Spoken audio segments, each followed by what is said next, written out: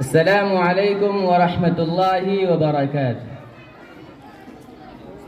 الحمد لله الذي هدانا لهذا وما كنا لنهتدي لولا أن هدانا الله.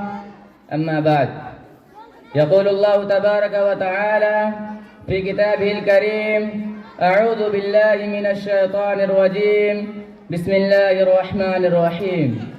إنهم فتية آمنوا بربهم وزدناهم هدى وربطنا على قلوبهم إذ قاموا فقالوا ربنا رب السماوات والأرض لن ندعو من دونه إلها لقد قلنا إذا شططا. صدق الله العظيم. رئيس الحفلة الموقر وحضرات الحكم وأساتذة الكرام، أحبائي وزملائي، أريد في هذه الحفلة الكريمة السنوية النورانية أن ألقي أمامكم خطبة وجيزة حول الموضوع: دور الشباب المسلم في إسعاد البشرية.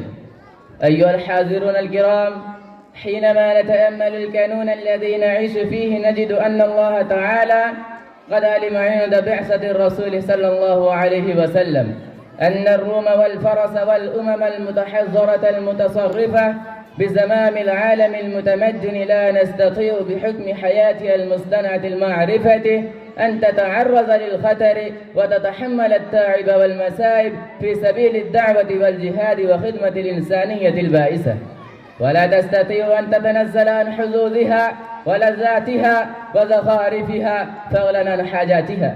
أيها الإخوة الكرام، فاختار الله لرسالة الإسلام ولإشاعة سنة الرسول صلى الله عليه وسلم أمة تلتلئ بآباء الدعوة والجهاد والرسالة وتقوى الأضحية والإيثار.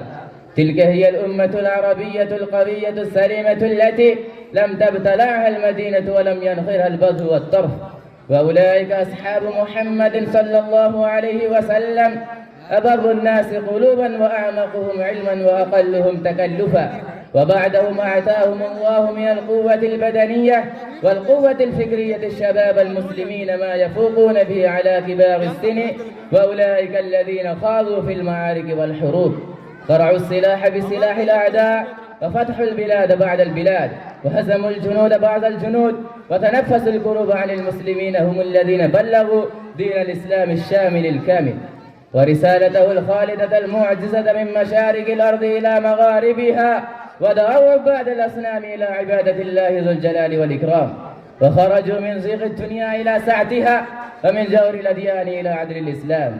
أيها الحاضرون الكرام، اعلموا لا تسعد البشرية العالمية إلا بترك شهوات النفوس والآمال. هنالك انجلى الأمر بكل صراحة ووضاحة أن فلاحنا البشرية معقود باتباع الشبان الذين مضوا وسجلوا تاريخهم المجيد بدمائهم النزيهة البريئة، وأن فوزاننا ونجاحنا في اقتداء سنة الفرسان الذين ماتوا وقضوا نحبهم، إنجازوا وعدهم وصدقوا ظنهم. أخيرا، فلا بد لنا أن نتصف بصفاتهم ونأتسي بإسوتهم، نمتاز بميزاتهم ونصلح بصلاحهم ونحلي أنفسنا بحليتهم. إذا فعلنا ذلك يكون النجاح والسعادة حليفنا البشرية دائما إن شاء الله تعالى. وأدعو الله أن يرزقنا بما يحب ويرضى. لقد أجاد الشاعر إذ قال: شباب الجيل للإسلام عودوا، شباب الجيل للإسلام عودوا، وأنتم روحه وبكم يسود.